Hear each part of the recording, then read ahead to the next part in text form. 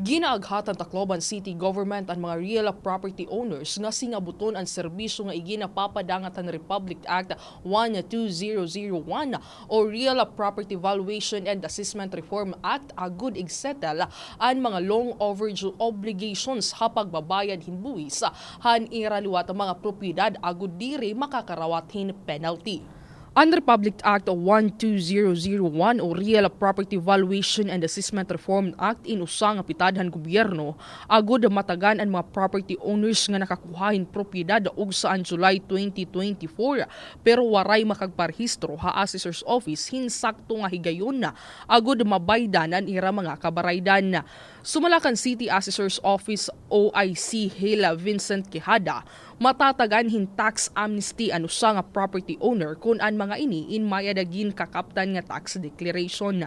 Dugang pahini, angay lang nga singabuton ang amnestiya mahitungod nga ang nasabing amnestiya in nakatalaan nga matatapos ha maabot nga July 5, 2026.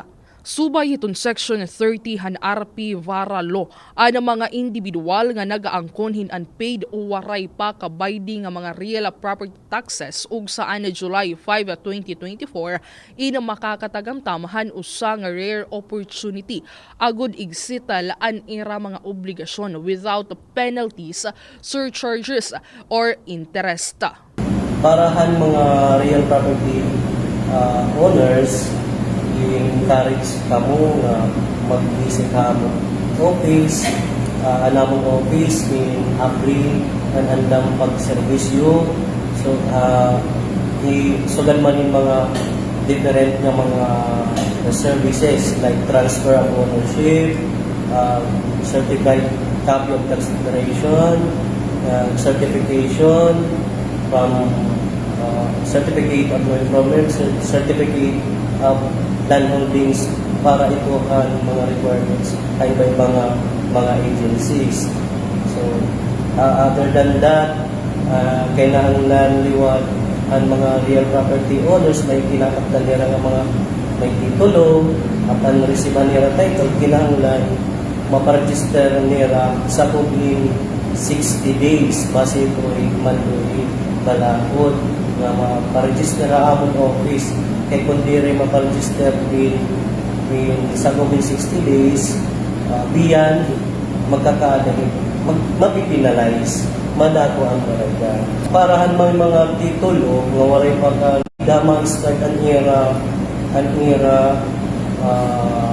pagbayad ang basic amnesty tungod mangudan balaod nga ang Real Property Valuation Act. Ini June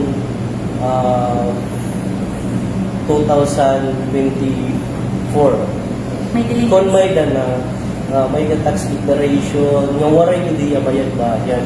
Nakaregister mo nga kung nakayos nga bayad-bayad.